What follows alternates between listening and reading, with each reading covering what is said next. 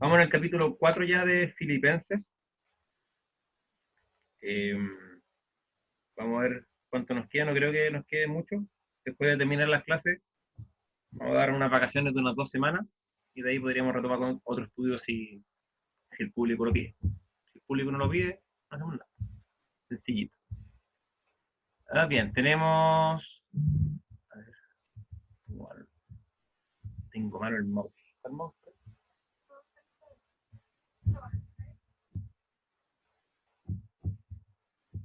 Bien, la exhortación final. Estamos en la sección número 7, ¿ya?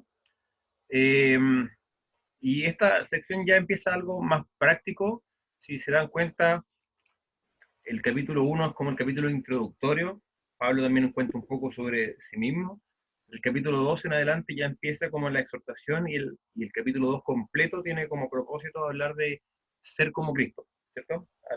Hablábamos de la unidad del 1.27 hasta el 2.4 y de ahí en adelante empieza a tomar, en base a estos mandamientos de ser unidos, nos da el ejemplo de ser como Cristo, pone el tremendo pasaje de Filipenses 2.5 al 11 y después da todo enlazado en base a la unidad.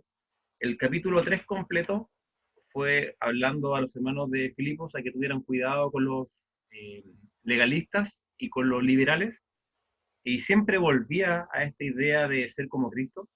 Y ahora, para terminar el capítulo 4, parte con el así que. Ese así que es como, ya voy terminando, eso es lo que Pablo está diciendo. Y este último capítulo se divide en 3 secciones. La primera que vamos a ver ahora, que son las exhortaciones finales. La siguiente que tiene que ver va a hablar sobre la ofrenda que le hicieron. Y al final termina con el saludo. La última sección no sé si la vamos a estudiar, la verdad, porque son 3 versículos donde él se despide solamente. Pero lo que vamos a estudiar hoy día, y no sé si alcanzamos a ver los 9 versículos, pero estos 9 versículos, Filipenses 4, 1 al 9, es exhortaciones. Ahora, ¿qué es una exhortación? ¿Alguien sabe lo que es una exhortación? Porque voy a repetir la palabra muchas veces al día. ¿Pero alguien sabe lo que es una exhortación? Dar ánimo. Ya, muy bien. ¿Quién puede ser? El hamster Day. Bien, El dar hámster de ánimo. ahí. Correcto, es dar ánimo, pero no es el dar ánimo en el sentido como, por ejemplo, el Marcelo va corriendo o está jugando un partido de fútbol y el Marcelo va a chupe, ¿cierto? Y yo me paro después y le digo, vamos Marcelo, tú podés, tú podés ganar. No es esa clase de dar ánimo, es el dar ánimo en el sentido de que como, oye, ya pues Marcelo, estás corriendo, tú podís, ¿cierto? Tú, vamos a mentir, tú eres bueno en la pelota, actúa como tal. Ese es el dar ánimo, ¿ya? Es una mentira, obviamente, pero para la clase se entiende. ¿Amén? ¿Amén, Marcelo? Ah, no le gustó, parece. Ya. Bueno, el dar ánimo entonces se refiere, es la exhortación, a chistosito, se refiere a la exhortación, pero es como dar ánimo, es como compórtate como corresponde. Ahora, como cristianos, nosotros en muchas partes de la Escritura habla de que debemos exhortarnos unos a otros. ¿Qué quiere decir esto? Cuando tú ves a alguien que está lejos del Señor, por ejemplo, que nos está congregando, acércate a esa persona y exhórtala. Y exhortar no quiere decir retar, como a veces pensamos, ¿cierto? Oye, ¿por qué no estoy viniendo de la iglesia? No, no se trata de eso. Exhortar, como dijo Marcelo, quiere decir dar ánimo, pero en el sentido de, oye, anímate, vamos, ¿por qué no te estás congregando? ¿Qué te pasa? ¿Qué necesitas? ¿En qué te puedo ayudar? Te recuerda que el congregarse es importante, recuerda esto, recuerda esto otro. Eso es exhortar, ¿ya? Y en esta sección tenemos 7 exhortaciones que hace el apóstol. 7 exhortaciones. La primera es estar firmes, la segunda, ser de un mismo sentir, la tercera, regocijarse en el Señor, la cuarta, ser gentiles, amables, quinta, no afanarse y orar, sexta, pensar en lo correcto, séptima, seguir los buenos ejemplos. Vamos a ver si alcanzamos a hacer las 7 hoy día, ¿ya? Estar firme, ser de mismo sentir, regocijarse, ser gentiles, no afanarse, pensar en lo correcto y seguir los buenos ejemplos. Y si tú lo estudias después por tu cuenta, te das cuenta que está súper bien dividido los versículos, así que es bastante fácil. Pero antes de iniciar la lista de exhortaciones, en el versículo 1, Pablo le muestra su amor a estos miembros de la iglesia en Filipos, dándoles 5 calificativos. Les dice, así que, hermanos míos, primero, amados, segundo, deseados, tercero, gozo mío, cuarto, y corona mía. ¿Ya? 5 calificativos. Hermanos, amados, deseados, gozo y corona. Hermanos míos, en Filipenses 2:25 ya lo vimos, lo voy a colocar acá para que lo puedan recordar, así que tu memoria es frágil, como la mía. Filipenses capítulo 2, puedes ver en pantalla, en el versículo 25, Pablo, hablando de Epafrodito, dijo: mas tuve por necesario enviaros a Epafrodito, mi hermano. Y aquí vimos que la palabra hermano es la palabra griega adelphos, que quiere decir del mismo vientre. ¿Ya? Cuando somos hermanos de alguien es porque compartimos un vientre, no es que compartimos todo el mismo tiempo ahí, sino que venimos del mismo vientre, ¿cierto? De la misma madre. Esa es como la etimología de la palabra. Aquí mismo, cuando Pablo le dice a los hermanos de Filipenses, les dice hermanos. Y la palabra, como le explicaba recién, quiere decir del mismo vientre. ¿Qué quiere decir? Y esto también, la práctica, ¿qué quiere decir cuando yo a ustedes le digo hermanos, o hermana, o hermanito, hermanita? ¿Cierto? ¿Qué quiere, ¿por qué hablamos de eso? Pablo está reconociendo una verdad, y la verdad es que todos los creyentes son hijos de Dios por medio del poder que actúa en nosotros. Juan 1:12, versículo muy conocido, ¿cierto? Dice que a los que le recibieron, a estos les dio potestad de ser hechos hijos de Dios. Y hijos de Dios, nosotros somos hechos hijos de Dios, versículo 13 de Juan 1, los cuales no son engendrados de sangre, ni de voluntad de carne, ni de voluntad de varón, sino de Dios. Cuando tú crees en el Señor Jesucristo, Él te engendra, te hace nacer de nuevo, como dice Juan capítulo 3, y en este nuevo nacimiento, que es por el poder de Dios, te conviertes en un hijo de Dios. Y al igual que todos los creyentes, pasas a ser parte de la familia espiritual. Ahora es muy interesante que Pablo, el apóstol, le llama a estos cristianos, tal como Epafrodito, hermanos míos. ¿Qué quiere decir? ¿Qué quiere decir cuando tú llamas a alguien hermano? Primero, que está recordando que Dios es el mismo Padre para todos nosotros. Segundo, que no somos, nadie es superior a otro dentro de la familia de Dios. Todos somos miembros de la familia de Dios. Filipenses 2:19, el versículo que está en pantalla, dice: así que ya no somos extranjeros ni advenedizos. Advenedizo es como extraño, sino que somos conciudadanos de los santos, miembros de la familia de Dios. ¿Ok? Tú eres tan miembro de la familia de Dios como el gran apóstol Pablo, como Juan, como Pedro, como David, como Salomón, como todos los creyentes de la historia. El, hace poquito falleció durante la semana un gran apologeta, que sabes, escuchaste hablar de él, se llamaba Rabí Zacarías, y él fue realmente un tremendo hermano que hizo grandes cosas para el Señor, pudo predicar el Evangelio frente a lugares totalmente inaccesibles para la mayoría, pero dentro de la familia de Dios, Él es igual a ti. ¿Okay? Alguien que pueda estar predicando ante reyes, ante príncipes, ante califa, gente en todo el mundo, es tan miembro de la familia de Dios como alguien que hace 5 minutos recibió al Señor Jesucristo como Salvador. Y eso es muy importante tenerlo en consideración.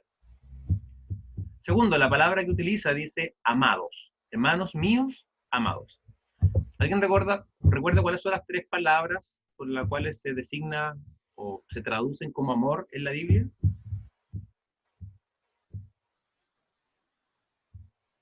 ¿Alguien? Sí, hay tres palabras en el griego que nosotros simplemente las escribimos como amor o amar, pero son tres palabras diferentes que quieren decir tres cosas. Ágape, Sí, eso ya. filial Ya, filial, ágape y chao. eros. Eros. Bien, Eros. bien, eros. La Biblia utiliza tres palabras, en el idioma original, en el griego, hay tres palabras diferentes, no la Biblia, en el griego en general hay tres palabras diferentes que se traducen como amor. Uno es filial o fileos, otro es eros y el otro es ágape. Son tres tipos de amor, por así decirlo. ¿Ya? El amor eros es el amor erótico, el amor como el enamoramiento, mejor dicho. El amor filial es un amor entre hermanos, es el amor que tienen las personas unos a otros. Ahora, el amor bíblico, que generalmente se traduce en la mayoría de las partes, es la palabra ágape. ¿Ya? Ágape, entonces, es el amor que Dios tiene para los creyentes, que los creyentes tienen que tener unos con otros. ¿Ok? Todo creyente debe tener un amor ágape hacia los demás. Entonces, cuando Pablo le dice, hermanos míos amados, les dice, hermanos míos agapeados. Esa es como la idea. ¿Ya? ¿Qué quiere decir esto? A ustedes yo los amo con el mismo amor de Dios, con este amor sacrificial. ¿Recuerda las 4 características del amor de Cristo hacia nosotros? El amor de Cristo es, Carla, a ver, Es universal, ya, Carlita, sacrificial, ¿qué más? benigno, Benigno, ¿sí? sacrificial, Ya, incondicional. bien. Falta universal. Por primero que dijo. Gracias, Jay. No lo escuché. Entonces, el amor de Dios es universal, el amor de Dios hacia nosotros por Cristo, el amor de Cristo es universal, es incondicional, es sacrificial y es benigno. Eso quiere decir amor ágape. Esos 4 conceptos tú lo puedes sacar de Juan 3:16. Cuando estudiamos Juan capítulo 1, versículo 8, y te vas a dar cuenta que claramente en el capítulo 4 vamos a pasar mucho a versículos que ya hemos visto, porque es como un resumen, que ya está terminando. Acá en pantalla tienes Filipenses 1:8, donde dice, pero Dios me es testigo que os amo a todos vosotros con el entrañable amor de Jesucristo. Y aquí vimos esto, lo mismo que dijo la Carlita, ¿cierto? Que el amor de Jesús, aquí lo tengo en pantalla, es universal, incondicional, sacrificial y benigno.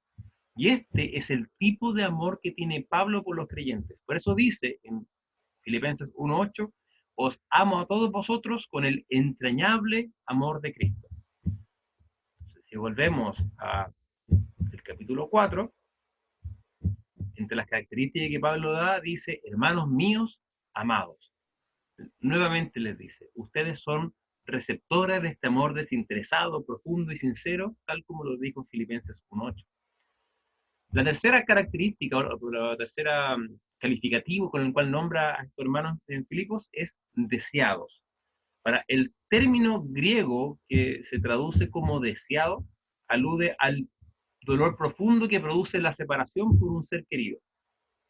Por ejemplo, cuando nosotros nos fuimos a Uganda con el Marcelo, yo sé que la Fernanda yo era deseado para ella, ¿cierto? Le produje dolor. Yo sé que el Marcelo también rompió un par de corazones cuando se fue, pero independiente de eso, es ese deseado, es ese dolor profundo que produce la separación de alguien que tú amas, que tú no puedes estar con esa persona. Ese, yo sé, por ejemplo, Carlito, ¿cierto? Cuando no pudo ver a la Gaby, decía, oh, Mamuchito, te amo, te extraño, ¿cierto? Ese te extraño, ese es el deseado, ¿ok? El deseado que está utilizando Pablo acá. Pablo estaba separado de ellos por la distancia, y uno de sus anhelos, como lo vimos también durante la carta, era poder volver a verlos, ¿cierto? Él decía que quería volver a estar con ellos, poder conversar con ellos, etc. ¿Ya? El cuarto calificativo que utiliza es gozo mío. Dice gozo y corona mía. Entonces el cuarto es gozo mío. Pablo dice que estos hermanos son su gozo. Voy a repetir esto un poquito porque se nos olvida muchas veces, pero el gozo recuérdalo, el gozo bíblico es diferente a la felicidad del mundo. La traducción es la misma, ¿ok? La palabra gozo y felicidad es lo mismo, pero el gozo bíblico es diferente a la felicidad como la mayoría de las personas la entienden. Como cristianos entendemos el gozo de una forma diferente. ¿Y cómo lo definimos bíblicamente? El gozo entonces es una felicidad extrema que no depende de las circunstancias, sino que depende de Dios. Esa es la definición de gozo. ¿Ok? Y recuerda que esta epístola se conoce también como la epístola o la carta de gozo, porque hasta ahora con la de vamos a ver 8 razones que tenemos por las cuales tener gozo. Y esta es la octava, que la vamos a ver al tiro. Pablo tenía una felicidad extrema debido a ellos, ¿okay? Debido a estos hermanos. Por eso les dice, ustedes son mi gozo. ¿Y por qué tenía gozo? La razón claramente de por qué Pablo se gozaba en ellos era por el buen comportamiento que tenían y por su actuar como cristianos. Recordarás que en Filipenses 1:4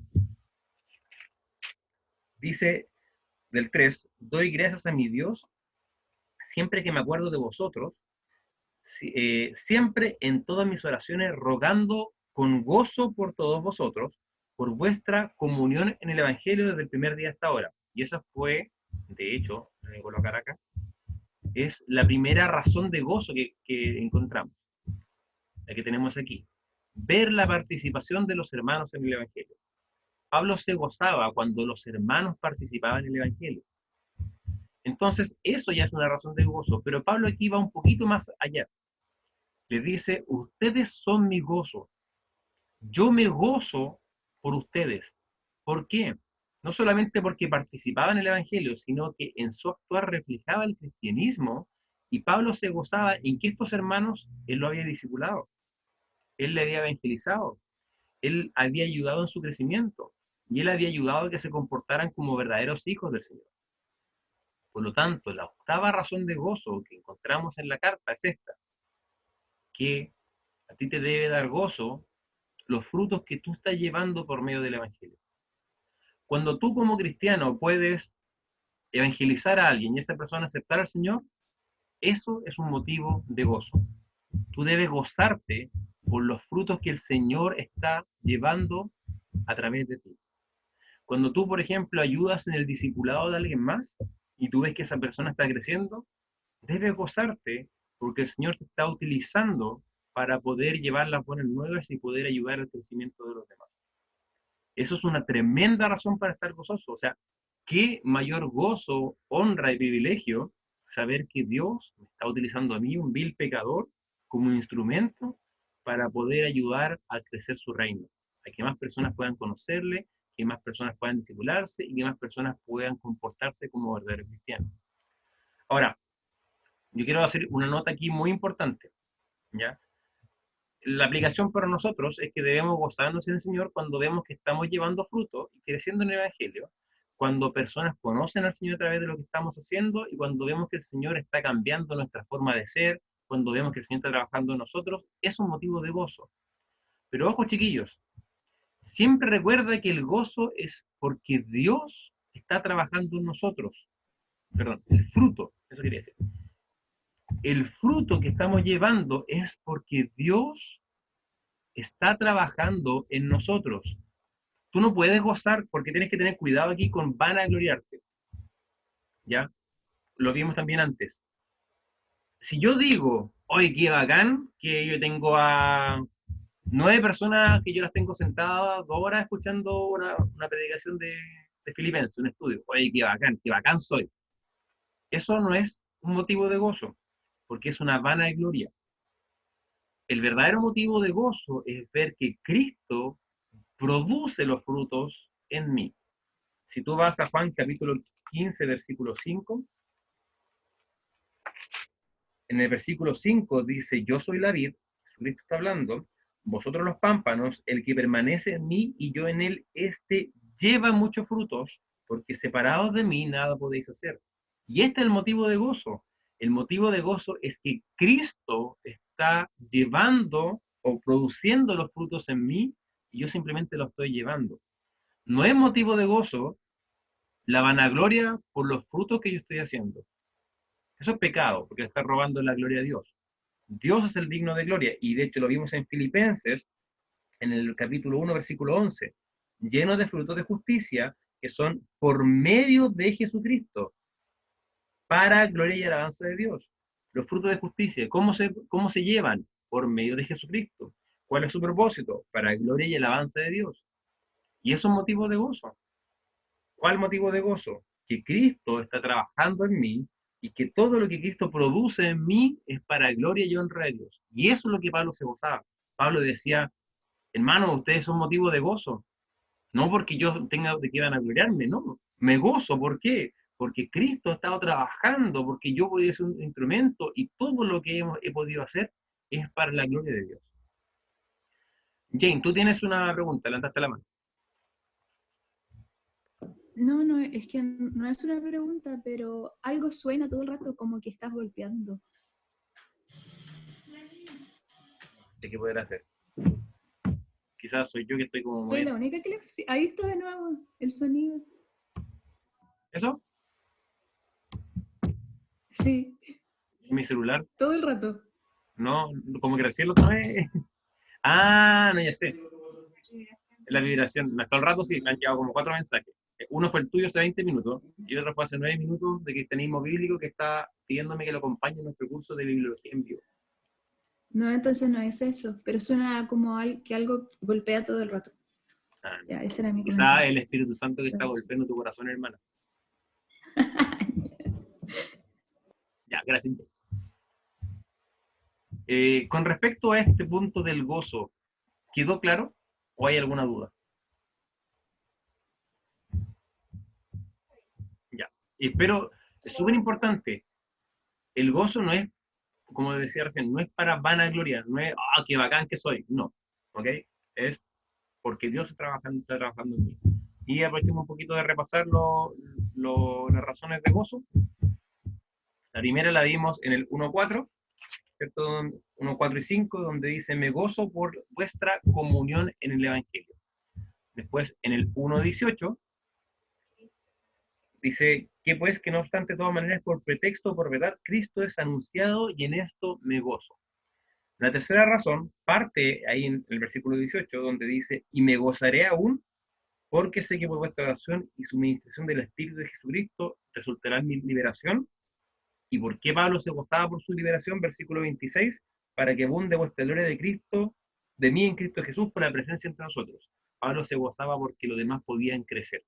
¿Okay? Versículo 4, perdón, cuarta razón, versículo 25, confiando en esto sé que quedaré y aún quedaré para vosotros, para vuestro provecho y gozo en la fe. Pablo hablaba de gozarse en la fe en el Señor, la relación con el Señor, que lo dijo en el capítulo 3, versículo 1. Por lo demás, hermanos míos, gozaos en el Señor. Y lo va a repetir un poquito más adelante en el 4.4 ahora. En el 2.2 dice, completad mi gozo sintiendo lo mismo. Pablo dice que la razón de gozarse es la unidad cristiana, por medio del amor. En el 2.16 al 18 dice, aunque esto sea derramado en libación, 17, aunque sea derramado en libación sobre el sacrificio, servicio de vuestra fe, me gozo y me regocijo por todos vosotros. Pablo se regocijaba en que, aunque él fuera derramado como ofrenda al Señor, estaba cumpliendo el propósito en su vida, el propósito de predicar el Evangelio. El 2.28 dice, hablando de Epafrodito, le envío con mayor solicitud para que al verle de nuevo os gocéis y yo esté con menos tristeza. Recibiré pues en el Señor con todo gozo. El bienestar de los hermanos es una razón para estar gozoso. El bienestar de los hermanos, especialmente los que sirven en el Evangelio. Y ahora en el 4.1 vimos que la razón de gozo es los frutos por medio de Cristo. De Cristo.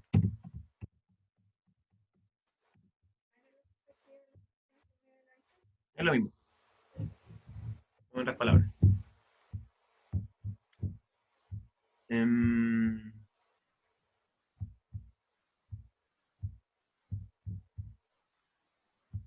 No sé qué puede ser sonido, quizás el ventilador del computador. Ya sé que puede ser. Estás tecleando las notas Pero no, todo el rato. no. Ahora no escuchamos Mira, ahí está de nada. nuevo. ¿De verdad? Ah, Cuando- esto, Pa, pa, pa, pa, pa. eso, Eso. Sí, eso. es el Todo mouse. el rato. Estoy con el mouse del computador. Suena muy Vamos con fuerte. ventilador. Oye, Felipe, había una que estaba mal escrita en las razones de gozo. A ver, Las 6, creo. ya, Estaba medio raro. saber medio raro. cumple el propósito en de la vida, sí. El propósito de la vida. Gracias, Carlitos. De nada. De su vida. Jane, lo que pasa es que estoy con el... No tengo el mouse, estoy con el mouse del computador. Y normalmente estoy con el mouse aparte. Discúlpame, hermana. Discúlpame, hermana. Es que está malo el mouse. No importa, me gozo igual. Bueno. Ya, y el quinto calificativo es corona mía. La palabra corona en griego es Stéphanos, así que si alguna vez tú conocías a un Estéfano, quiere decir corona. Y la palabra estéfano deriva de estepo, que es un verbo que es entretejer o trenzar. ¿Y por qué? ¿Qué tiene que ver esto? No sé si has visto, bueno, yo veía Asterix y ahí lo mostraban muchas veces, pero la, la corona de laureles que le daban, por ejemplo, que tenía César, o que tenían los corredores olímpicos, los atletas olímpicos en Grecia, se entretejían con olivo o con alguna cosa y se colocaban una corona. Entonces, la palabra estéfano, que viene de entretejer, quiere decir como lo trenzado, y es esta como guirnalda, esta cosa tejida que se entregaba como premio en los Juegos Olímpicos. Antes nos entregaban medallas, se entregaban estas coronas entretejidas de olivo o de alguna otra cosa.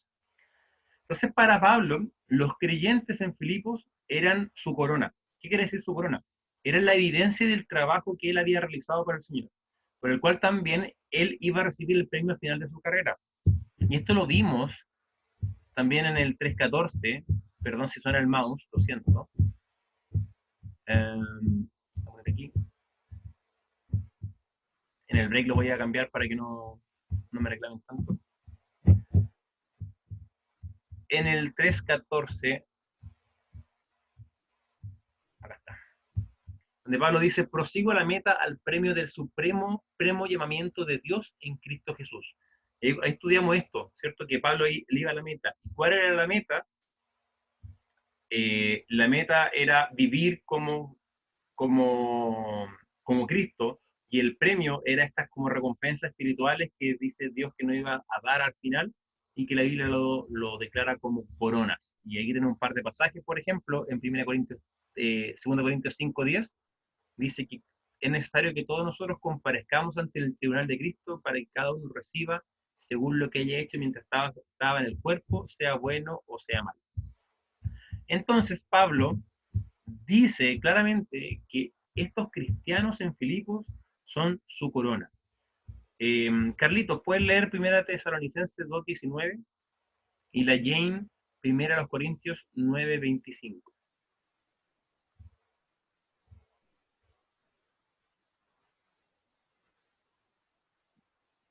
Porque, ¿cuál es nuestra esperanza o gozo o corona de que me gloríe? ¿No lo sois vosotros delante de nuestro Señor Jesucristo en su venida? Ya, y 1 Corintios 9:25, Jane. Todo aquel que lucha, de todo se abstiene. Ellos, a la verdad, para recibir una corona corruptible, pero nosotros una incorruptible. Entonces, esta enseñanza bíblica sobre las coronas se repite en varios pasajes, eh, que al final son como premios, son coronas espirituales, obviamente. No es que realmente vaya a recibir una corona de laureles o una medalla en ninguna cosa, pero es un término espiritual que se refiere a como un premio que vamos a recibir, que es como, no premio en el sentido así como, oh, qué bacán, soy más bacán, te gané, jaja, no es esa idea, sino es como la idea de el que corre teniendo en mente, ¿cierto?, como un trofeo, y nosotros al final de nuestra vida cristiana, dentro de ese trofeo, vamos a recibir como esta corona que el Señor nos va a decir, bien siervo fiel, ¿cierto?, sobre poco has sido fiel, sobre mucho has sido fiel, entra en el gozo de tu Señor, etcétera. Esa es como la idea. Jane, dime. Sí, mira, cuando uno se va al infierno, va a existir diferentes categorías de castigo, ¿o no? Algunos dicen que sí, algunos dicen que no te podría responder así con certeza porque no lo he estudiado tanto, así que no lo tengo claro y no quiero perdiarme. Ya. Pero para el cielo no será lo mismo. No, mira, no creo, ¿Cuál es la algunos dicen finalidad? esto, algunos creen que si hiciste hartas cosas acá, el Señor te da como más premio, y si te pocas cosas acá, debe ser salvo, pero con menos premio. Eh, no sé si, a ver, puede ser que la interpretación vaya como a recibir premio, pero el problema que yo le veo a eso es como que te hace como hacer las cosas como por recompensa, que eso no es lo correcto. Y a veces uno lo escucha y te dicen, por ejemplo, una vez a nosotros con Fernanda nos dijeron, cuando nos casamos, nos dieron una ofrenda, nos pagaron la noche del hotel, nos dieron como un regalo a un hermano y dijeron, tomen, hermano, ahí está la noche en el hotel para que ustedes puedan disfrutar. Y nosotros dijimos, no sé si fue esa vez, pero o cuando alguien nos quería dar algo, yo le dije así como, no, sabes que no te preocupes, gracias, está bien. No, no, hermano, pero en serio, no, pero de verdad, me dijo, no, no me quiten la bendición. Y fue como, ah, ya. Y después lo conversamos con Fernanda y decíamos, igual suena raro, porque suena como, te quiero bendecir para que Dios me bendiga. ¿Cachai? Y el problema con pensar de esa forma, por eso no creo que sea así, porque nunca veo a Pablo actuando de esa forma, al pensar los premios como una bendición de ese estilo, es como voy a hacer cosas buenas para que el Señor me bendiga. Ahora, la Biblia dice que eventualmente todos los cristianos van a echar nuestras coronas a los pies de Cristo. Entonces, yo creo que se refiere más a eso, que mientras más coronas tengas, mientras más cosas buenas hayas hecho para el Señor, tú vas a poder decir al Señor, Señor, mira, todo esto lo hice por ti, y es gozo por al final.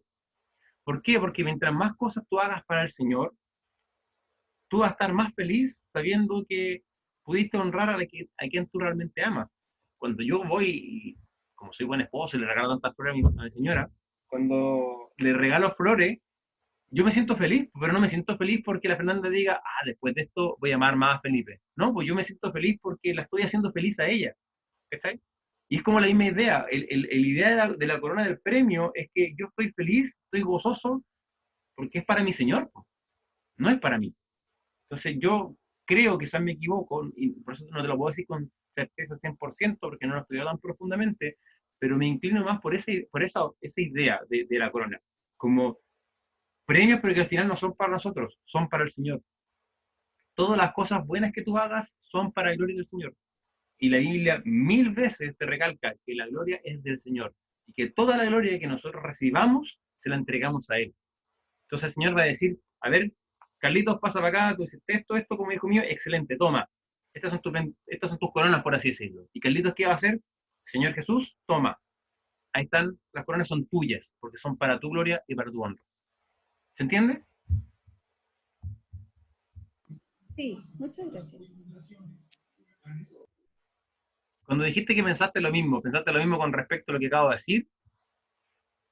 ¿O con el Estéfano virus?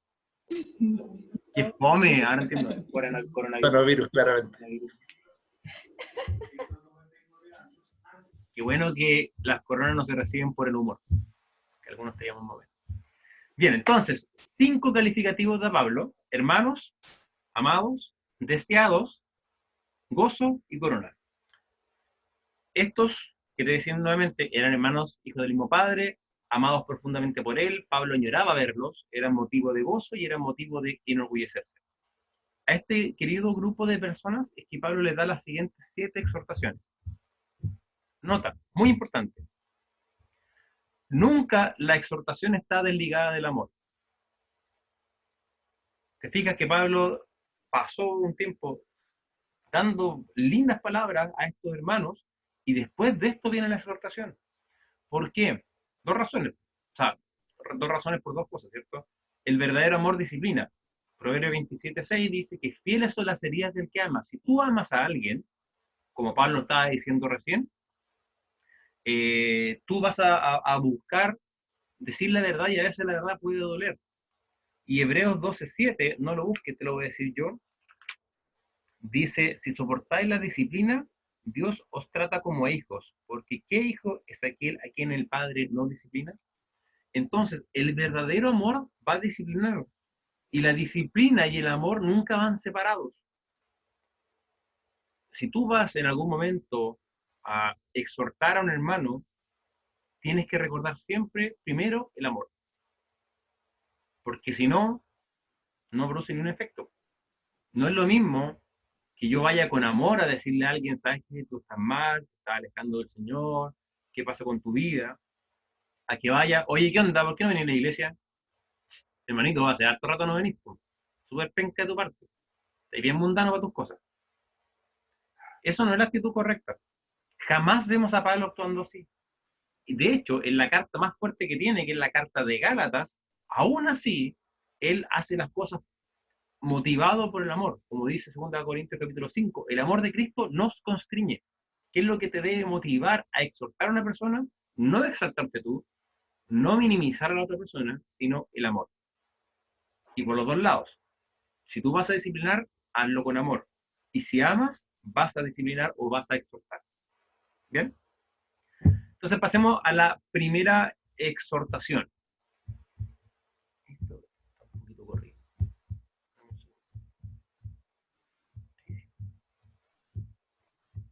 La primera exhortación es a estar firme.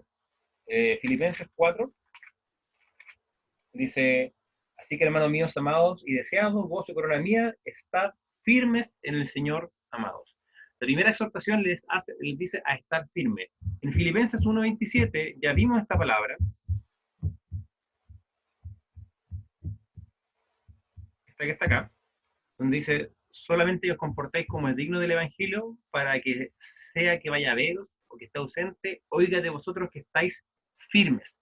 Dijimos que la palabra estar firme, esta que está aquí, muy bien, esposita mía, es mantenerse de pie, es steco, y quiere decir estar de pie, mantenerse. Como en Marcos 3:31,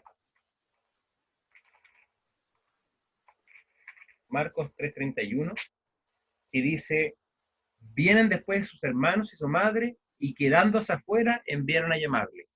Esa frase, quedándose, es esteco, o sea, estos que estaban afuera, de pie, esperándolo, lo llamaron, es la misma frase que utilizan estar firmes, estar de pie, esperando.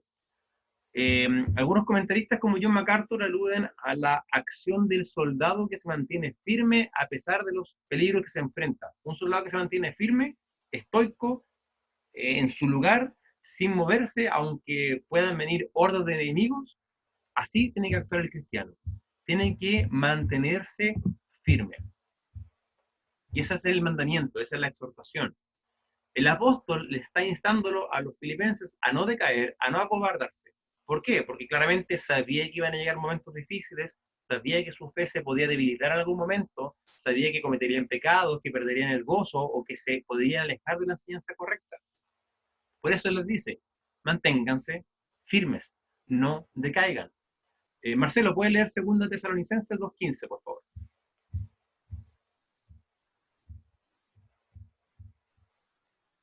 Pero dame un segundo. ¿Cuál?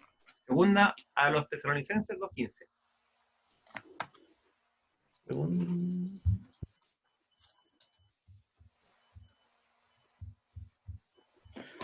$2.15.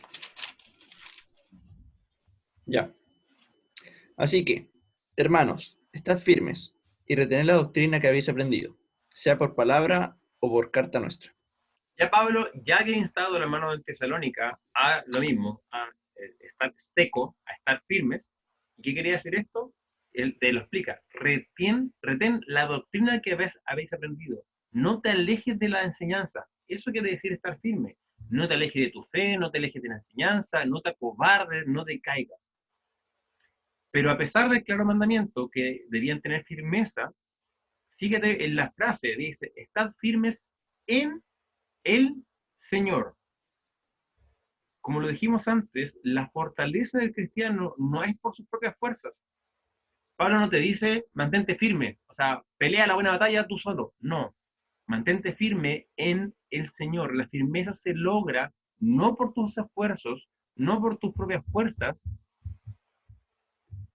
¿sí?, sino en el Señor. Por eso Filipenses 4:13 dice, todo lo puedo en Cristo que me fortalece. ¿De dónde obtiene la fuerza Pablo? En el Señor. Él es quien fortalece, Él es quien sustenta y da el poder para vivir una forma como debemos hacerlo. El mensaje para nosotros es que debemos mantenernos firmes, sin fluctuar, sin decaer, manteniendo nuestra convicción de quién es el Señor, pero recuerda, Él te fortalece, Él te ayuda a vivir. O sea, cuando tú decaiga tu fe, ponte tú, cometiste un pecado y estás luchando con ese pecado y no puedes salir de él, ¿qué tienes que hacer entonces? No, ya, ahora voy a hacer esto, esto y esto, voy a trazar este plan y ahora voy a vencer este pecado. No, eso es mala doctrina. ¿Qué dice la Biblia? Fortalécete en el Señor. El Señor me va a ayudar. Señor, ayúdame. Y la oración es súper importante esto. Habla con el Señor, pídele fortaleza, Señor, ayúdame a hacer como tú quieres. tú prometiste en Filipenses 1:6, ¿cierto? Que ibas a perfeccionar, me ibas a perfeccionar a mí hasta el día que me encuentro nuevamente contigo. Y como dice Filipenses capítulo 2, versículo 13, Señor, produce en mí el querer como el hacer. Es Él el que te va transformando, siempre y cuando tú se lo vayas pidiendo, siempre y cuando tú te fortalezcas en Él. Ese es el primer mandamiento, la primera exhortación, estar firmes. La segunda, versículo 2, ruego a Evodia y Síntique que sean de un mismo sentir en el Señor. La segunda exhortación es ser del mismo sentir en el Señor. La segunda exhortación es un ruego a dos hermanas de la iglesia que no actuaban según sus nombres. Para la cultura griega y hebrea el nombre es algo muy importante. Por ejemplo, Evodia significa buen viaje y Síntique es compañía placentera. Así que si busca algún nombre para una hija, no le ponga ninguno de estos porque no es bonito, la verdad. Pero la exhortación es a estas hermanas, oye, la compañía placentera no es muy placentera que digamos, la que da buen viaje no vale mucho la pena andar con ella caminando. Entonces Pablo dice, oye, estas dos hermanas, estas hermanitas que están peleando, discutiendo, por favor, sean de un mismo sentir. ¿Qué pasaba aparentemente en la iglesia? Y si te fijas en el 1:27 hasta el 2:4, 1, 2, 3, 4, 5, 9 versículos Pablo habla de la unidad de la iglesia. ¿Por qué? Probablemente por esto, por estas hermanitas que estaban discutiendo. Ellas no actuaban conforme a Cristo, Filipenses 2:5, hayan pues en vosotros el mismo sentir que hubo en Cristo Jesús, sino que actuaban conforme a sus propios deseos. No sabemos qué es lo que le causaba división, y claramente para Pablo no era importante, porque si hubiera sido importante lo hubiera mencionado, pero, y de hecho nos indice que lo más probable es que era alguna discusión sin importancia, tal como la mayoría de discusiones que se generan en nuestra iglesia hoy en día, pero lo interesante de este mandamiento es que Pablo en ningún momento dice, oye, que Boya y Síntique dejen de pelear por tonteras y se pongan en buena, ¿ya? Oye, esa diferencia que tienen, déjela arréglense con la diferencia. No, el mandamiento va un poco más allá. El mandamiento es que no dice, oye, Boya, deja de discutir y hazle caso a Síntique, o al revés. No, el mandamiento es, tengan el sentir que tuvo Cristo. ¿Cuál es el sentir que tuvo Cristo? Filipenses 2:5. Haya pues en vosotros el mismo sentir que hubo en Cristo Jesús, el cual se despojó, el cual se humilló, el cual sirvió. Pablo le está diciendo acá, hermanas, su forma de pensar debe tener a Cristo como enfoque. Y esto nos enseña algo muy importante. La solución para los conflictos en la iglesia, en la familia, los que se van a casar, escuchen, en el matrimonio, no es simplemente ponerse de acuerdo. No es aceptar el punto de vista del otro. No es dejar de lado quizá, ya, sigamos. No. ¿Cuál es la solución? Tener la mente de Cristo. Dentro de la iglesia, especialmente una iglesia grande, o incluso una iglesia chica también, tú vas a encontrar gente que piensa diferente a ti. Es obvio. Pero recordarás cuando estuvimos hablando de la comunión en el Evangelio, de la koinonía, Filipenses 1:5, y cuando hablamos después en la participación, un poquito más abajo en el 1:7, dijimos que la primera iglesia tenía esta comunión. ¿Qué quería decir comunión? Que tienen cosas en común. ¿Qué cosas en común? Un mismo Señor, una misma fe, un mismo Salvador, un mismo Espíritu. Eso es lo importante. Tú te vas a encontrar con gente que piensa diferente a ti en la iglesia, pero no importa. La Biblia no te llama a pensar igual que la otra persona. Te llama a tener en común lo realmente importante, el Señor y el Evangelio. Esa es la solución. Por eso a Evodia y Síntique el mandamiento es ese. No es como, oye, pónganse de acuerdo en ese problemita que tienen. No, no, no. La solución para el problema, ¿cuál es? Tengan el sentir que hubo en Cristo Jesús, el cual se humillaba por amor a los demás. ¿Ya? Versículo 3. Asimismo te ruego a ti, compañero fiel, que ayudes a estas que combatieron juntamente conmigo en el Evangelio. con Clemente también y los demás colaboradores míos, cuyos nombres están en el libro de la vida. Pablo le habla a alguien, le dice a ti, compañero fiel, y le dice a ti, a Clemente y a los demás colaboradores, ayuden a estas hermanas. ¿Quién es esta persona que le habla? No sabemos, puede haber sido Epafrodito, por ejemplo, que fue el que mandó la carta. Algunos dicen que compañero fiel, que en griego es una palabra que es esta, es Cícico, también es un nombre. Entonces puede que alguien se llamara compañero fiel, que se llama Cícico, entonces Pablo le estuviera hablando a esta persona, o puede ser otra persona, la verdad no importa, da lo mismo.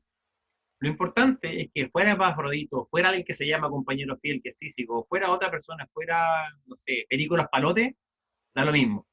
Lo importante es que Pablo dice, tú, que eres maduro, a Clemente y a todos los demás, ayuden a Evodia y Síntique a tener el mismo sentir. Entonces la exhortación no es solamente a que tú tengas el mismo sentir, sino que la exhortación es que ayudes a los demás a tener el mismo sentir de Cristo.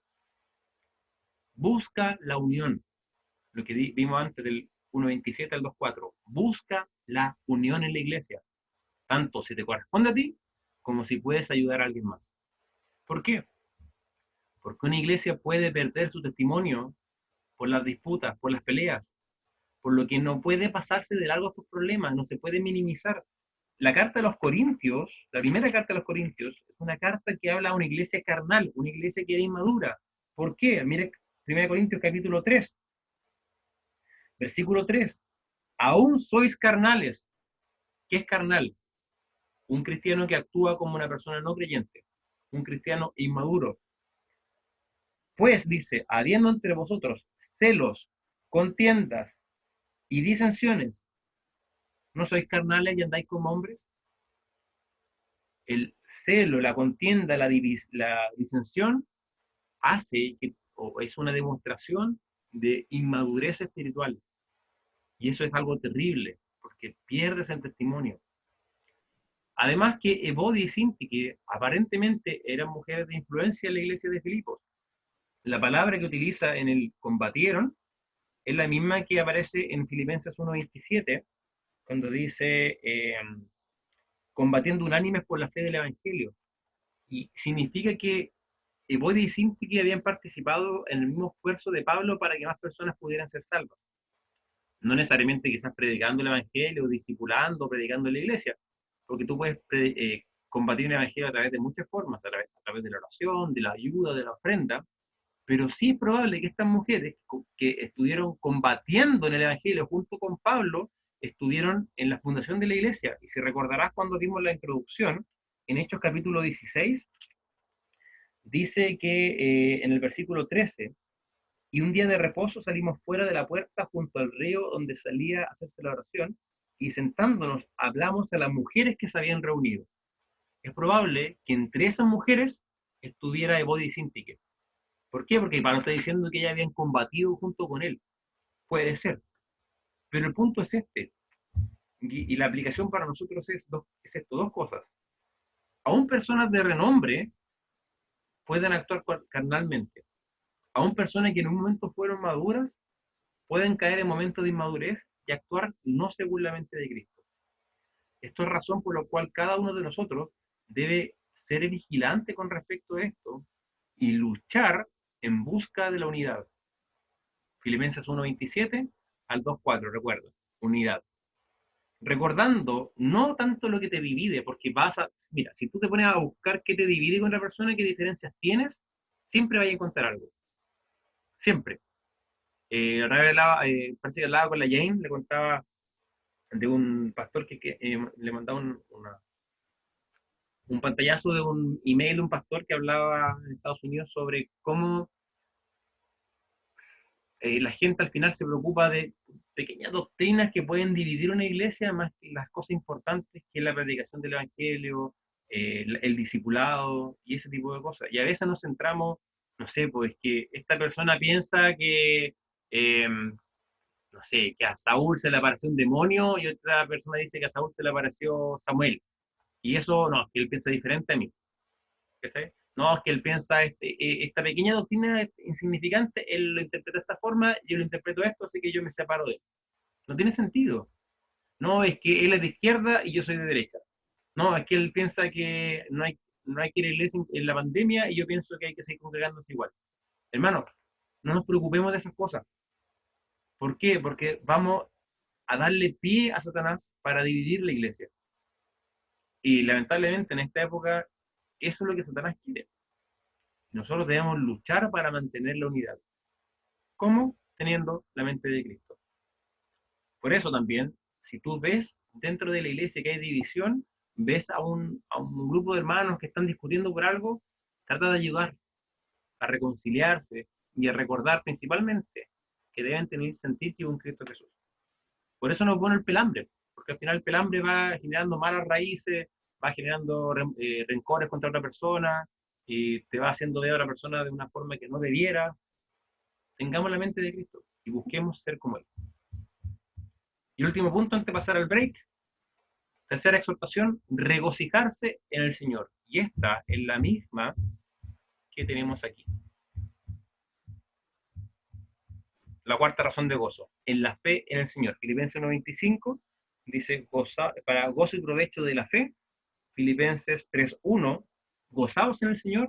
Y ahora Filipenses 4:4, regocijaos en el Señor.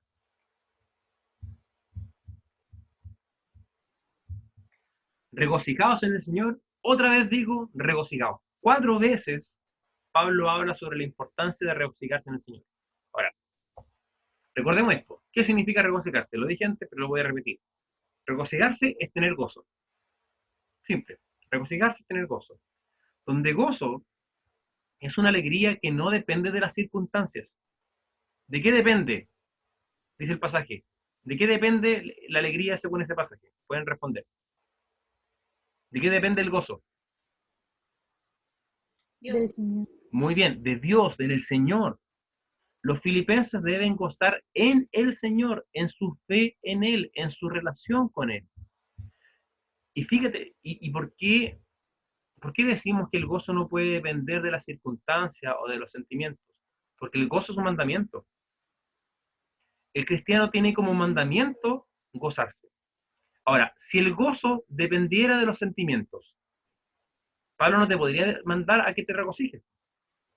Si el gozo depende de las circunstancias, Pablo no te podría mandar que te regocijes porque tus sentimientos a veces no dependen de ti, dependen de las circunstancias. Y las circunstancias que te rodean no dependen de ti.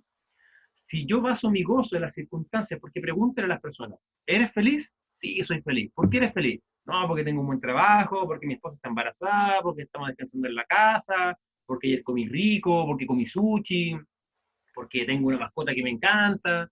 ¿Y en qué basamos entonces el gozo? En las circunstancias. Y eso no es correcto. ¿Por qué? Porque las circunstancias cambian y a veces las circunstancias son desfavorables. Entonces, el gozo no puede depender de las circunstancias, porque si dependiera de las circunstancias, Pablo no podría mandar a que se gocen, ¿cierto? Porque el ser humano no puede dictar las circunstancias. El gozo no puede depender de los sentimientos, ya que si así fuera, Pablo no le podría mandar a los hermanos a que tuvieran gozo. Por lo tanto, el gozo depende del Señor, depende de mi relación con el Señor. Mientras yo más unido esté al Señor, mientras los filipenses más unidos estén al Señor, más gozo van a tener. La alegría, por lo tanto, del cristiano, ¿de qué depende? De su relación con el Señor. Paréntesis, el Señor siempre está en la misma posición. Él no se mueve. Eres tú el que te alejas del Señor. Y si tú tienes falta de gozo, no es porque el Señor se alejó de ti, es porque tú te alejaste de Él. A través del pecado, a través de descuidar tu relación con Él, a través de descuidar la lectura bíblica, la oración, etc. Bien, le voy a pedir a la Cami, a la Anto y la Sofi que lean estos 3 pasajes: Salmos 16:11, Salmos 51:12 y Lucas 1:47. Y a la Carla que busque Santiago 1:2.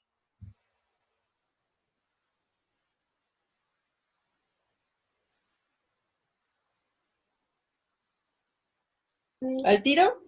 Sí, Salmos 16:11, por favor. Ya. Spoiler. Pero está ahí mismo. Me mostrarás la senda de la vida, en tu presencia y plenitud de gozo, delicias de tu diestra para siempre. Bueno, los que ya me conocen saben que este es mi versículo favorito de la Biblia, que es muy práctico en ese sentido. ¿Dónde hay gozo pleno? Plenitud quiere decir lleno. ¿Dónde tú encuentras satisfecha tu alma? ¿Dónde vas a tener el gozo, el máximo gozo que puedes sentir? Dice el versículo, en la presencia del Señor. Porque en su presencia hay delicias, hay deleite, hay disfrute, hay placeres. Solamente es en el Señor del cristiano puede encontrar el gozo verdadero. Y piensa gozo como alegría. La alegría de las circunstancias es pasajera. Si yo dependo mi alegría de lo que me rodea, eventualmente va a caer. Nosotros tuvimos problemas, ¿cierto? Con José hace un par de semanas lo subieron. Si nuestra alegría dependiera de las circunstancias, ¿cómo nos debemos haber sentido en ese momento? Mal, triste, acongojado. ¿Por qué? Porque depende de las circunstancias.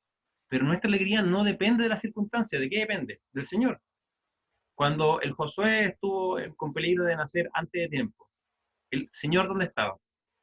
En el mismo lugar. El Señor no se movió para ningún lado. El Señor estaba siempre presente. Entonces nuestro gozo no cambia. Nuestra fuente de gozo es la misma. Salmo 51:12. Vuélveme el gozo de tu salvación, y espíritu noble me sustente.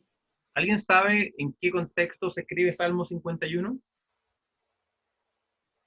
Cuando sí, Sí, David Se me, o confiesa sea, su la pecado. esposa del muy bien. ¿De quién? ¿La esposa de quién?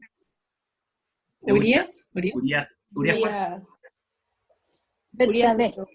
Urias Eteo. ¿Y cómo se llama la esposa? Betsabé. Betsabé. Lindo ese nombre. Yo quiero ponerle a nuestra tercera hija Betsabé, porque a Fernanda no le gusta. Hemos marcado por eso, pero... ¡No! La Fernanda dice que se escribiría flight, ese es el problema. Bueno, ya.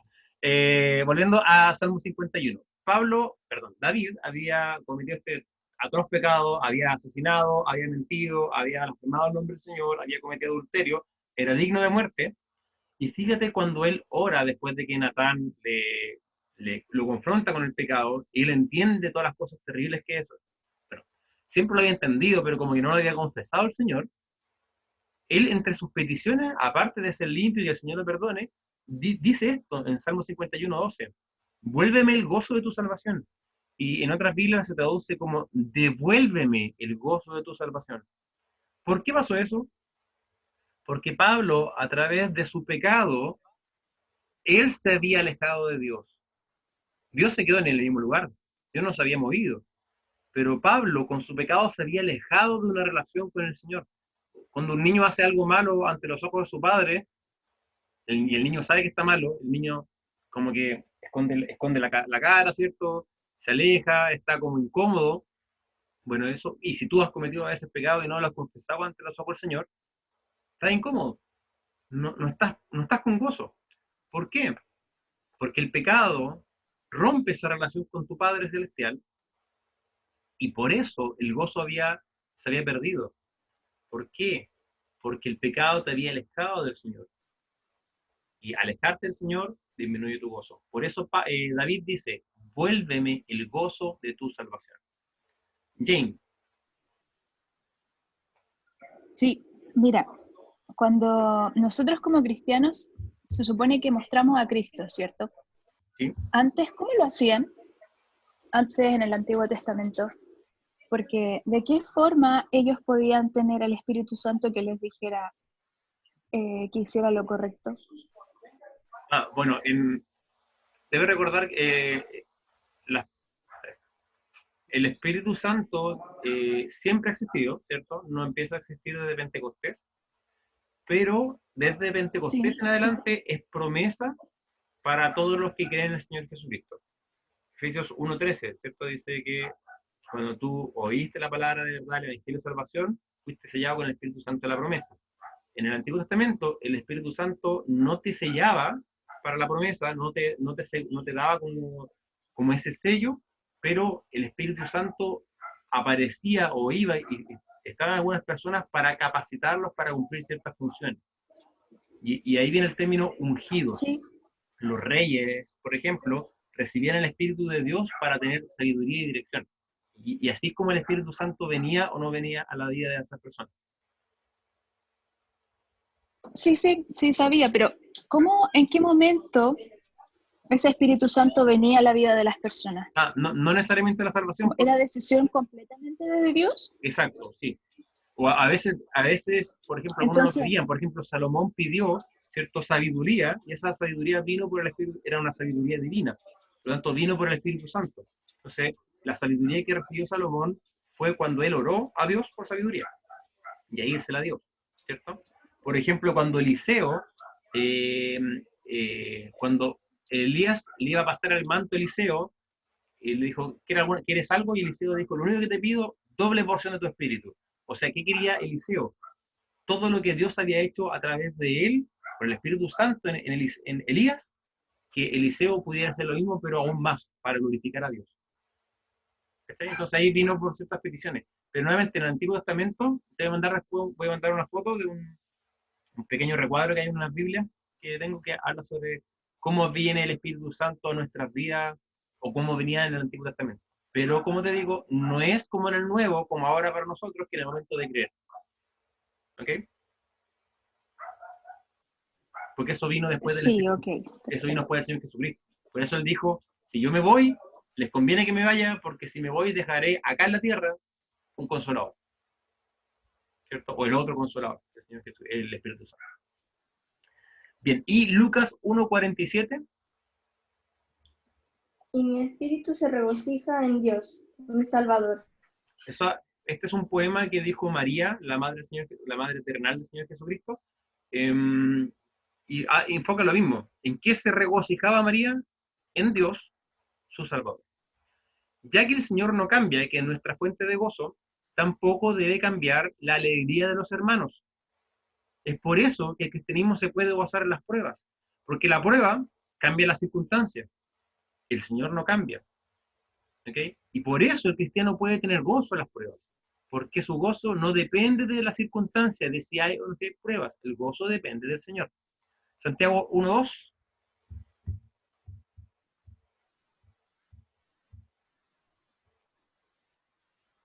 Dice así: hermanos míos, tened por sumos gozo cuando os halléis en diversas pruebas. Muy claro, ¿cierto? Hay que tener gozo en las pruebas. ¿Y cómo, de dónde viene esa fuente de gozo? Siempre viene en el Señor. Es el Señor el que nos permite eso. ¿Por qué? Porque el Señor no cambia. Estaba leyendo los comentarios que escribieron David. Parece que dije Pablo como 4 veces mientras hablaba de David. Sí, soy medio disléxico. De ahí viene la talla de la Génesis. Porque todavía no acordamos. ¿Por qué me molestan que mi hija se va a llamar Génesis algún día? Porque una prédica como 4 veces tenía que decir un libro X de la Biblia y decía Génesis. Eso pasa con los disléxicos. Bien, vamos a hacer una pausa y volvemos en unos minutos. Yo voy a buscar el mouse para que la Jane no me reclame que suena mucho mi cuestión.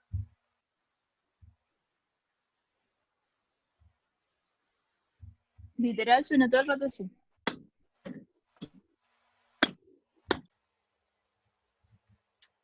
Y seguimos. Estoy usando mi mouse, no sé si suena diferente.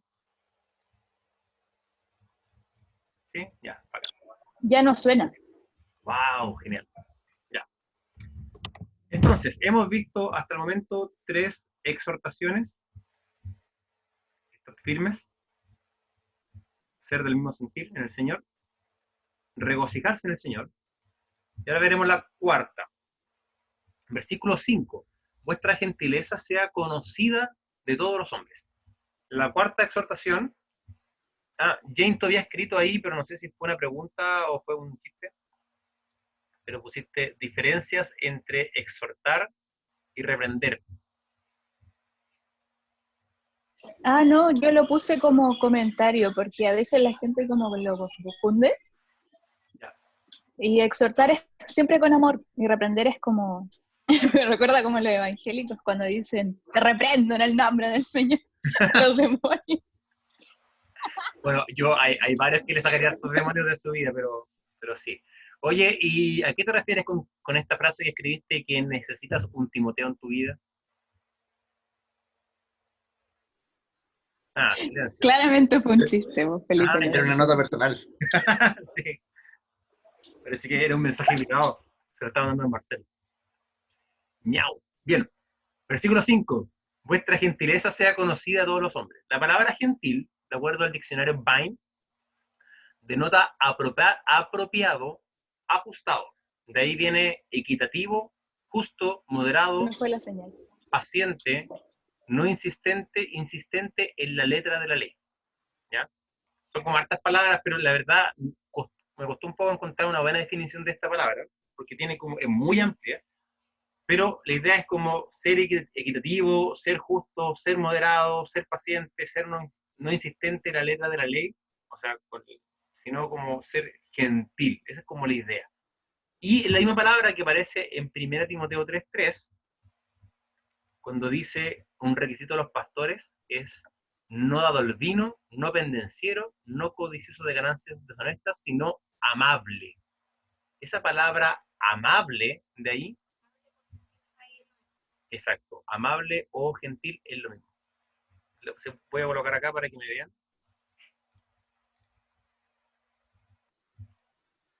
Bien, aquí tenemos el versículo, ¿cierto? No dado al vino, no pendenciero, no codicioso de ganancias deshonestas, sino amable, apacible, no avaro.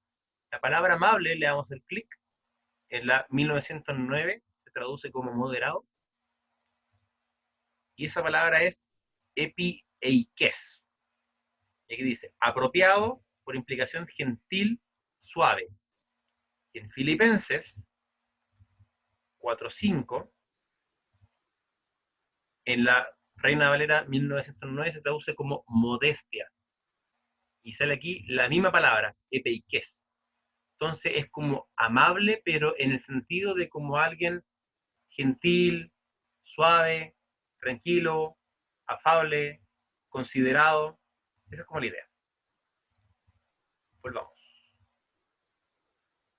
Los filipenses entonces debían actuar con gentileza, con justicia, con equidad, con amabilidad ante todos los hombres. Fíjate el versículo, que vuestra gentileza sea conocida de todos los hombres.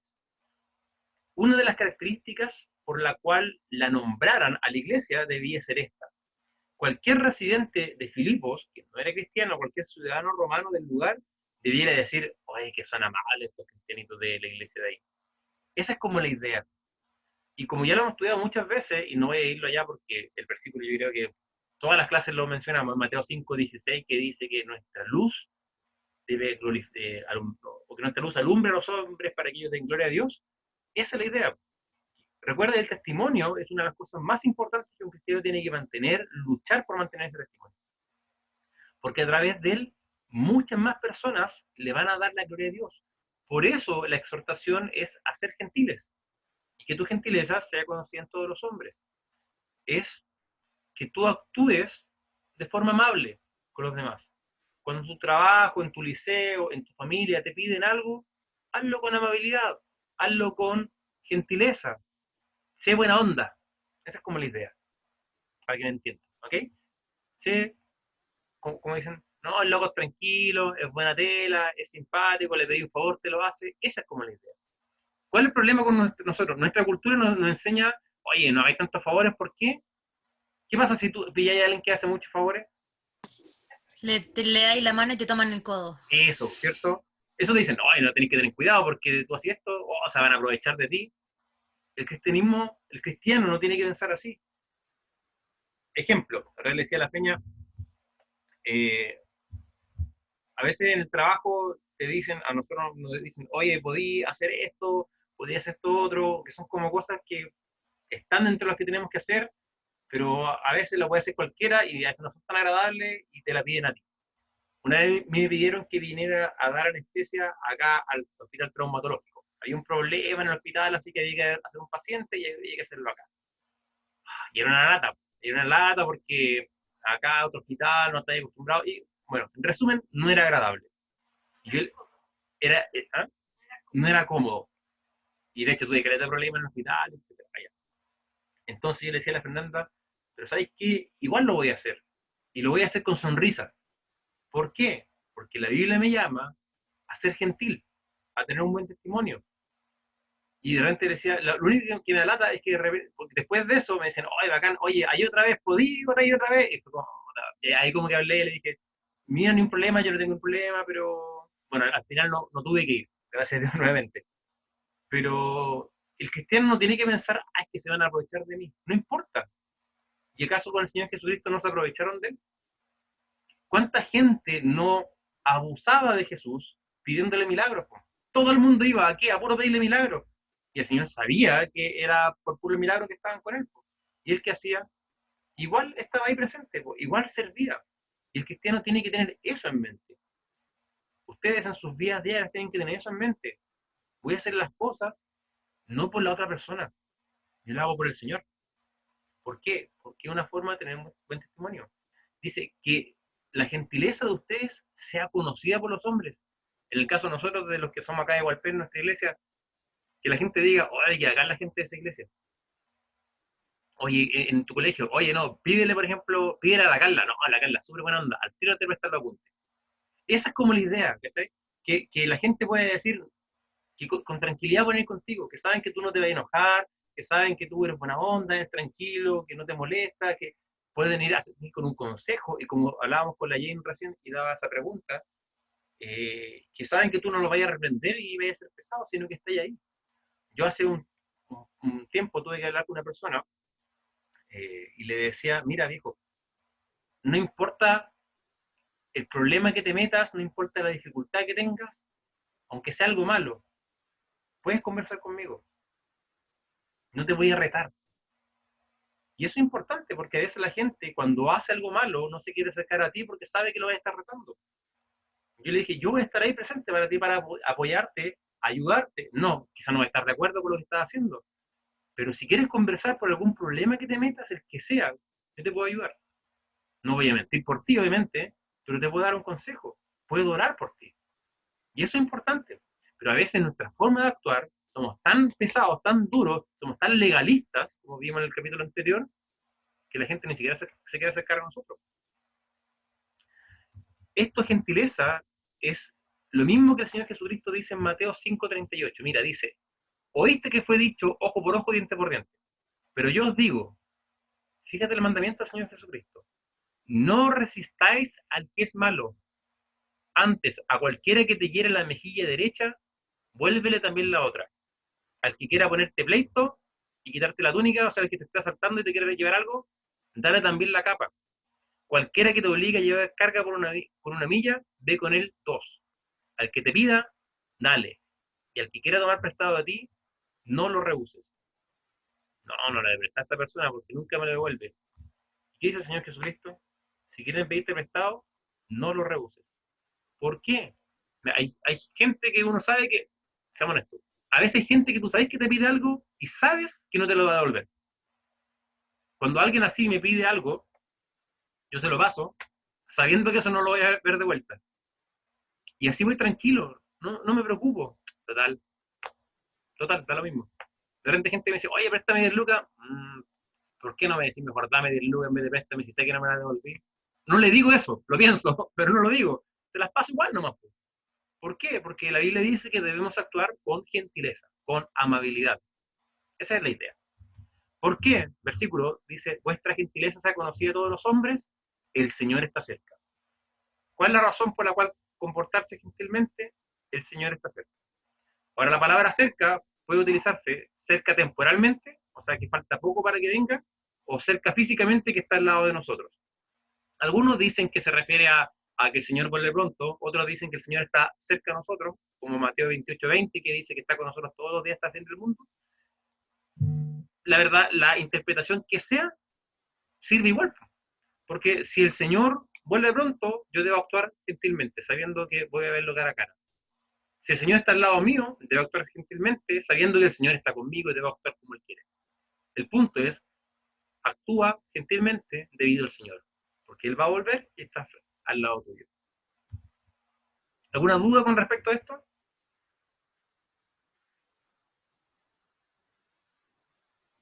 Bien. Quinta exhortación. Esta es una de mis favoritas. Y esta es súper práctica, chiquillos. Y me gustaría que esta te la grabara en tu mente. No sé si alguna vez has sentido preocupación. La preocupación en la práctica es pecado. Porque el mandamiento es no afanarme por nada estéis afanosos. ¿Cuál es la solución, dice la Biblia? La oración. La palabra afán la vimos en el 2.20.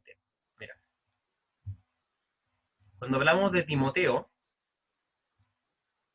en el 2.20 aquí, Pablo, hablando de Timoteo, dice, a ninguno tengo del mismo ánimo que tan sinceramente se interese por vosotros. Y aquí dijimos, la palabra interese es la palabra que se traduce como afán en hartos pasajes, como en Filipenses 4.6. Ahora, la palabra tiene dos excepciones, un lado positivo y un lado negativo. En el lado negativo significa estar ansioso acerca de algo. Y le explicaba que médicamente la ansiedad no es lo que le pasa a la Dani que tiene ganas de comer, ¿cierto? No, la ansiedad no tiene que ver con la comida. La ansiedad es como el miedo interno. La gente dice, hoy me dio ansiedad, me comí 1 kilo de papas fritas. No, no tiene nada que ver con eso la ansiedad. La ansiedad es un miedo interno. Es como esa congoja, esa preocupación. Y algunas enfermedades, como la depresión, por ejemplo, y otros trastornos, producen ansiedad. ¿Qué quiere decir? Que la gente está como temerosa, está como preocupada. Imagínate cuando tú diste tu examen y o tienes que dar tu examen para terminar el año, los que están en la universidad, y estás a 2 minutos de que te llamen para dar el examen. Ese dolor que sentís en la guata, eso es ansiedad. ¿Ya? Esas como mariposas, pero no eran mariposas del amor, sino las mariposas de la ansiedad, esas que te hacen ganas de ir a algún lugar, ¿cierto? Blanco, con papel higiénico al lado. Esa es ansiedad. Pero también en el sentido positivo, la palabra afán se refiere a tener cuidado o un cuidado que perturbe y acongoja. En Filipenses 2.20 vimos que Timoteo tenía afán por los hermanos, pero afán en el sentido bueno. Tenía cuidado por los hermanos y él se problemaba cuando los hermanos estaban mal. Pero la palabra que se utiliza acá para afán es el sentido negativo, que significa estar ansioso acerca de algo. Pablo en este contexto se está refiriendo al sentido negativo, donde afanarse es contrario a la voluntad del Señor. No te afanes, no te sientas ansioso, no te preocupes. No te preocupes por las situaciones de la vida diaria. Es muy interesante notar que Pablo tenía razón de sobra para sentirse ansioso, ¿o no? Estaba en Roma, tenía algo peor que un examen, que era un juicio, donde se iba a determinar si iba a morir o si iba a vivir, y si iba a ser liberado. Eso es una situación que generaba de por sí ya mucho afán. Pero Pablo, ¿qué tenía? Confianza en el Padre, ¿y qué dice el versículo? Él colocaba en oración todo a Dios. Cuando estudiamos el capítulo 1 y el capítulo 2, ¿cómo veías a Pablo cuando hablaba de esto? Tranquilo. Yo estoy tranquilo, dice. Yo estoy tranquilo porque sé que lo que suceda va en la voluntad del Señor, no importa lo que pase. ¿Por qué? Porque él colocaba esto en oración. Esta es la solución a las preocupaciones. Por eso digo, súper práctico. Si algún día tú estás preocupado por algo, ¿qué tienes que hacer? Orar. ¿Cuál es la solución? Orar. Con el Josué, nosotros que hicimos, lo primero que hicimos antes de salir al hospital, oramos. Señor, nosotros no nos queremos preocupar por esto, está en tus manos, es tuyo. Esa es la solución. Por nada estés afanoso. Si no, todo lo contrario estar afanoso, ¿qué tienes que hacer? Sean conocidas tus peticiones delante de Dios. El mandamiento es sencillo y extremadamente práctico. No te preocupes, sino ora a Dios. Esta oración tiene 3 elementos. La oración, que quiere decir alabanza, el ruego y la acción de gracia. Fíjate, yo debo alabar a Dios incluso los problemas. Debo rogarle a Dios. ¿Por qué? No para que me saque el problema, sino para que me dé sabiduría para enfrentar la situación. Y tercero, acción de gracia. ¿Por qué? ¿Qué dice Santiago capítulo 1? Que debo tener gozo en las pruebas, sabiendo que la prueba producirá paciencia en mí. Motivo de gratitud. El Señor Jesucristo habló de esto en Mateo 6:25. Dice, por tanto os digo, no os afanéis por vuestra vida, qué habéis de comer, o qué habéis de beber, ni por vuestro cuerpo, qué habéis de vestir. ¿No es la vida más que el alimento, y el cuerpo más que el vestido? Después versículo 32. Los gentiles buscan estas cosas, pero tu Padre Celestial sabe que tienen necesidad de todas ellas. ¿Qué tienes que hacer? Versículo 33. Buscar primeramente el reino de Dios y su justicia. Versículo 7. Y la paz de Dios, que sobrepasa todo entendimiento, guardará vuestros corazones y vuestros pensamientos en Cristo Jesús. Aquí hay una promesa. Yo les contaba que yo marco en naranjito las promesas en la Biblia. Bueno, si tú puedes marcarla de algún color ideal, pero si no, quiero que sepas que esto es una promesa. La promesa que si tú, en vez de preocuparte, colocas esa preocupación en oración a Dios, va a pasar algo. ¿Y qué va a pasar? La paz de Dios, que sobrepasa todo entendimiento, guardará tus corazones y tus pensamientos en Cristo Jesús. Esto lo voy a dejar para que ustedes lo vean después, por tiempo no lo vamos a mencionar, pero lo pueden ver después en el archivo que lo voy a subir en el Drive. Pero Juan 16:33, oye, si hiciera una prueba les diría, ¿cuál es el versículo favorito de Felipe? ¿Cuál dije que era? Salmos 16:11. Y después le diría, ¿cuál es el versículo favorito de la Fernanda? Juan 16:33. Así que cuando tú quieras buscar a alguien para casarte, una de las primeras cosas que tienes que saber, ¿cuál es el versículo favorito de esa persona? ¿Ya? Estas cosas os he hablado para que en mí tengáis paz. En el mundo tendréis aflicción, pero confiad, yo he vencido al mundo. En otras palabras, Dios promete calma y tranquilidad. Dice, la paz de Dios. Tranquilidad al creyente que tiene su confianza en que Dios puede y quiere hacer lo mejor para sus hijos. Romanos 8:28 dice que sabemos que los que aman a Dios, todas las cosas les ayudan a bien.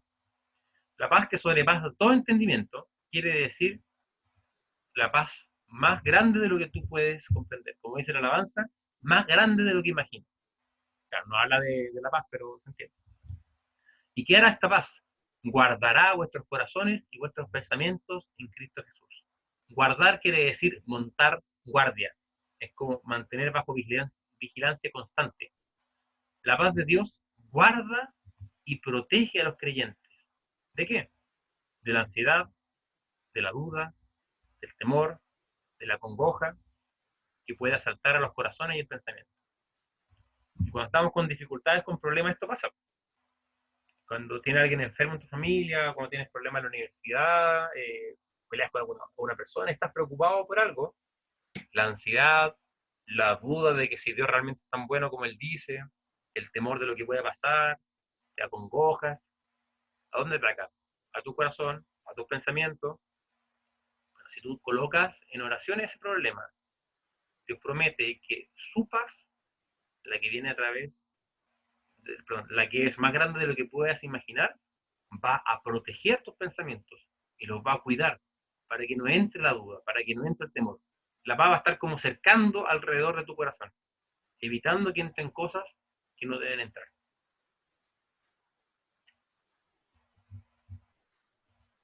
Sexta exhortación. En la hora me dicen por acá. Ya, después seguimos la próxima semana. Pipe, consulta. Dime.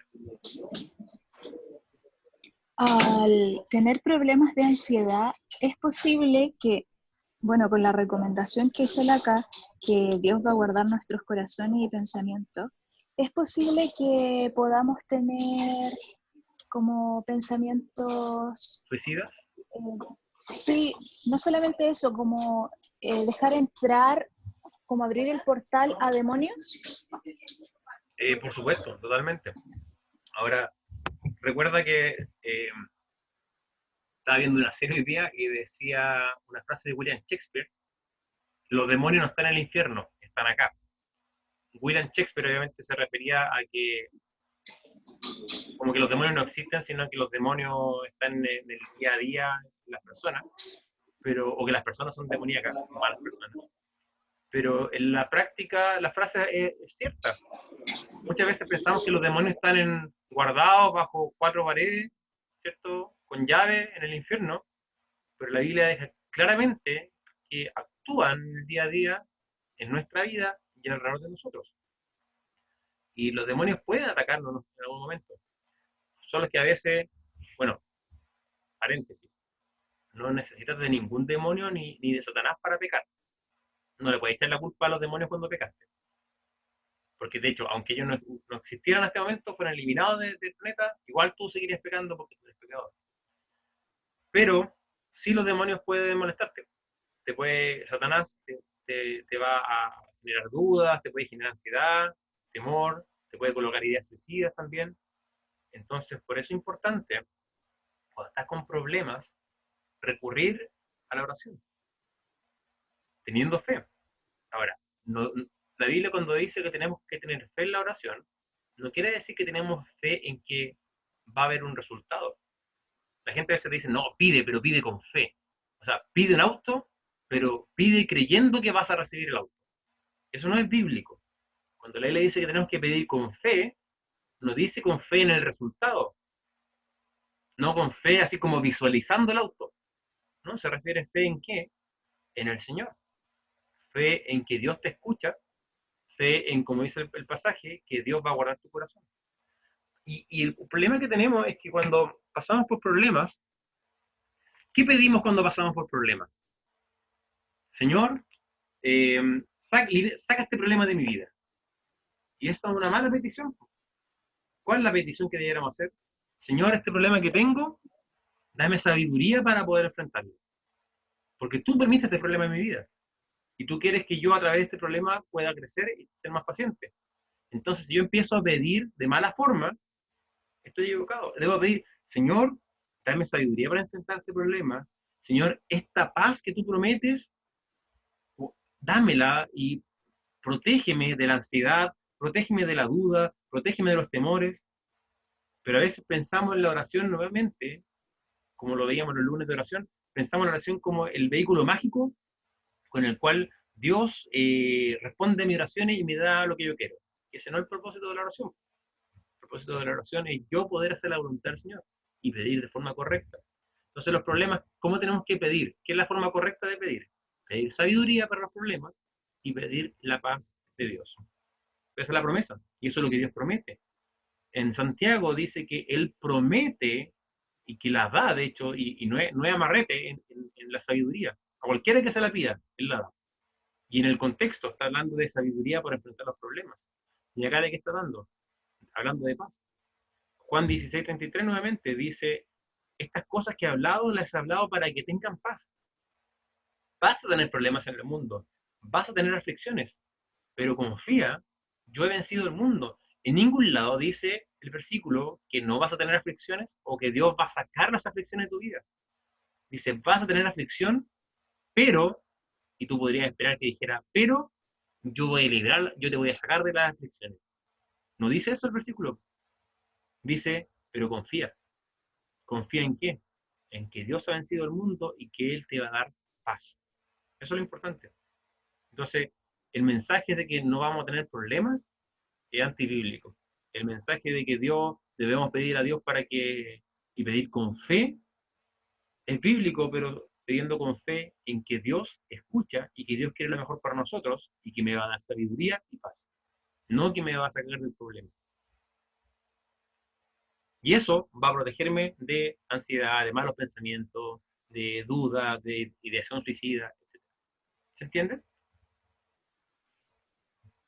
Sí, muchas gracias. De nada.